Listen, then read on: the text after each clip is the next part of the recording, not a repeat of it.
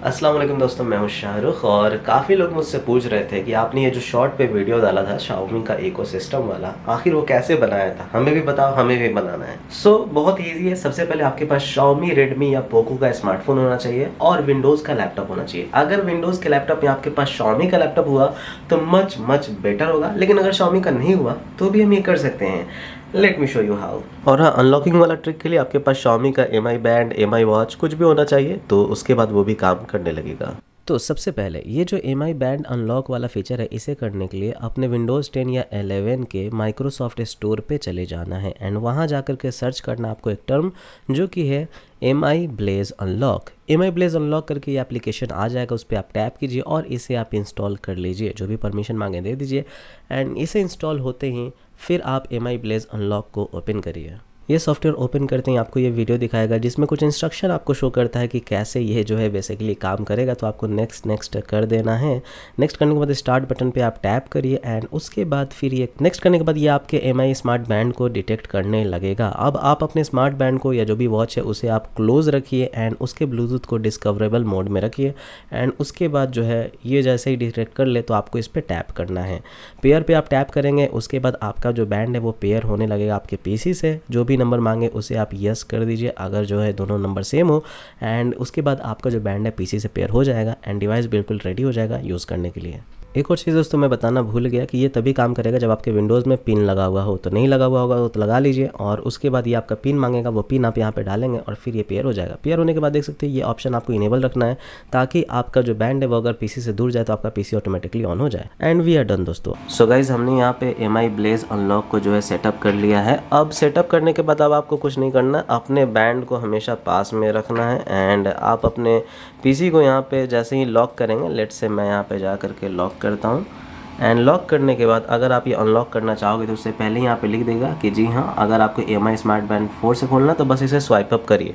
यहाँ पे देख सकते सिर्फ स्वाइप अप करने पे ये अनलॉक हो जाएगा, बिल्कुल नहीं मांगेगा क्योंकि बैंड हमारा पास में है।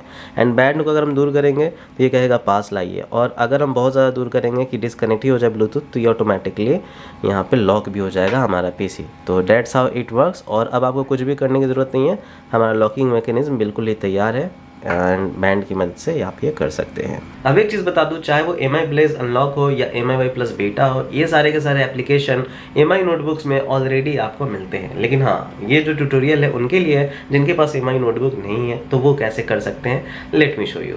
अब हमें गूगल क्रोम खोलना है और सर्च बार में लिखना है MI Plus बेटा। तो ये पहला लिंक आ जाएगा plus.miy.com का, इसका मैं डिस्क्रिप्शन में भी दे दूंगा एंड यहाँ पे आपको डाउनलोड का बटन मिलता है।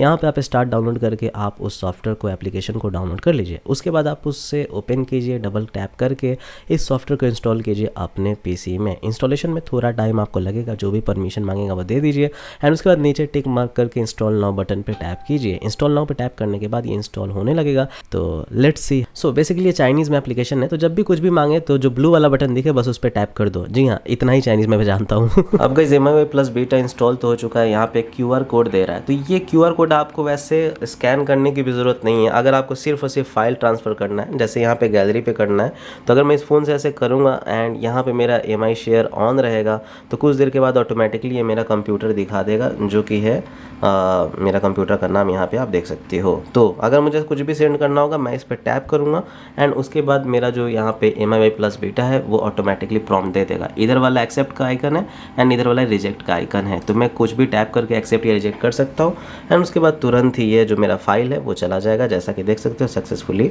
जा चुका है।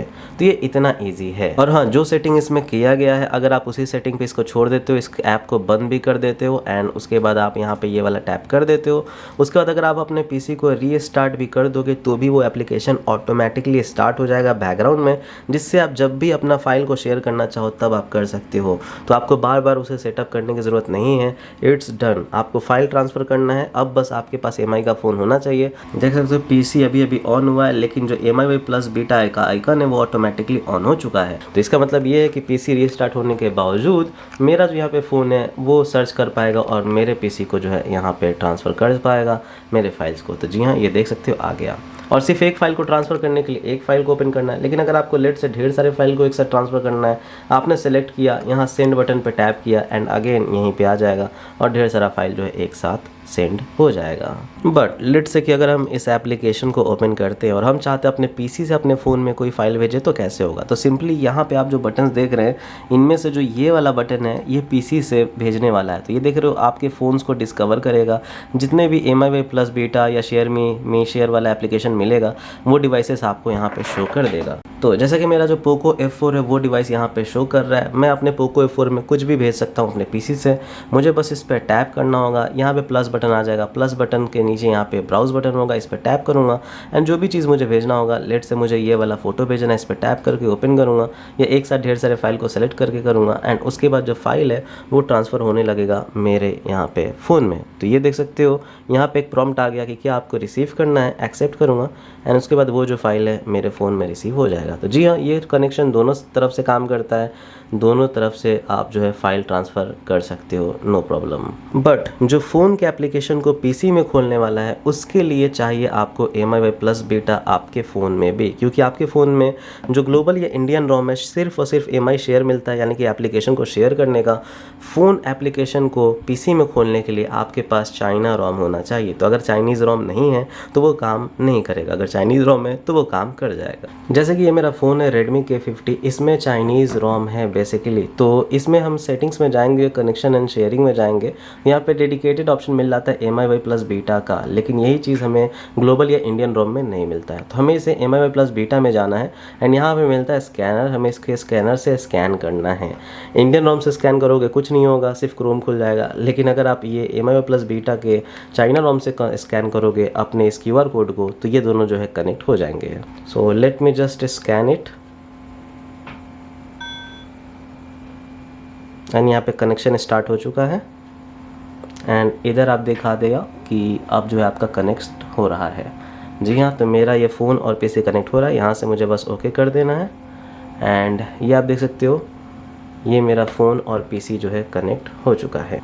जी हाँ, और ये मेरा स्क्रीन, ये मेरा फ़ोन का स्क्रीन आ चुका है यहाँ पे।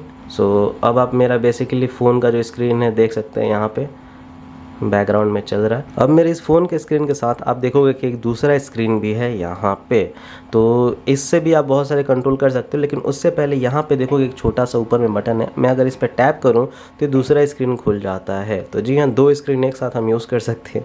यहाँ पे मैं प्ले स्टोर खोलूँ एंड इधर मैं अपना जो है कुछ भी मतलब कुछ और खोलूँ, लेट्स से कि मैं यहाँ पे खोलता हूँ यहाँ पे क्रोम, तो देख रहे हो क्रोम। लेकिन इस वक्त मेरे फ़ोन की क्या हालत है, क्या मेरा फ़ोन में कुछ भी शो कर रहा है? नहीं, ये देखो मेरा जो फ़ोन है वो पूरी तरह से इधर बंद पड़ा हुआ है, मतलब स्क्रीन बस ऑफ है, लेकिन मेरा पीसी जो है इस पर मैं कुछ भी यूज़ कर सकता हूँ। तो यूज़ तो फ़ोन ही से हो रहा है, लेकिन फ़ोन आराम से लॉक पर है। बट हाँ, अगर मैंने ऑन किया तो फ़ोन पे यहाँ पे गूगल क्रोम वाला खुल रहा है, क्योंकि ये स्क्रीन शेयर है बेसिकली।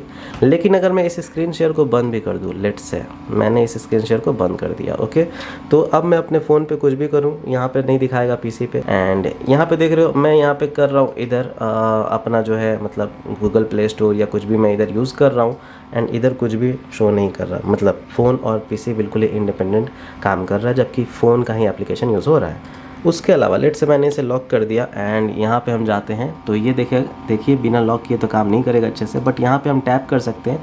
टैप करने के बाद एप्लीकेशंस की जो लिस्ट है वो यहाँ पे आ जाएगी, जो कि मेरे फ़ोन में है। तो बेसिकली मेरा प्राइमरी फ़ोन है, इसलिए बहुत सारे एप्लीकेशन हैं अभी इसमें ऑलरेडी। एंड लेट से मुझे रिकॉर्डर खोलना है, मैं इस पर टैप करूँगा, लेकिन हाँ अनलॉक रहना ज़रूरी है, वरना ऐसे तो कोई भी आपकी फ़ोन को एक्सेस कर लेगा ना अपने पीसी में। तो बस अनलॉक करना है आपको एंड उसके बाद लेट्स स्टार्ट एक्सप्लोरिंग। तो यहाँ पे मैं बहुत सारे ऐप्स को अब एक साथ खोल सकता हूँ। यहाँ पे रिकॉर्डर हो गया, यहाँ पे प्ले स्टोर हो गया, यहाँ पे लेट्स से हमने ट्विटर को भी खोल दिया, ये 3 एप्लीकेशन हो गए। यहाँ पे हमने सेटिंग को भी खोल दिया, नहीं चलो ठीक है, एक बार में 3 ही एप्लीकेशन काम करेगा, ओके, सो नो प्रॉब्लम, बहुत ही अच्छे से काम कर सकते हैं इससे। एंड टच पीसी हुआ तो और भी ज़्यादा आपको मज़ा आ जाएगा। सो दोस्तों, जैसा आपने देखा ये पूरा का पूरा तरीका था अपने Xiaomi के स्मार्टफोन को विंडोज़ से कनेक्ट करने का और एक छोटा सा इकोसिस्टम बनाने का। मैं आगे आप लोगों को और भी ज़्यादा टिप्स और ट्रिक्स लेकर के आऊँगा, उसके लिए आपको हमारे चैनल को सब्सक्राइब करना पड़ेगा और वीडियोज़ को थोड़ा लाइक्स करके, कमेंट करके, प्यार करके थोड़ा शेयर करना पड़ेगा, कर देना। थैंक यू, बाय बाय, जय हिंद।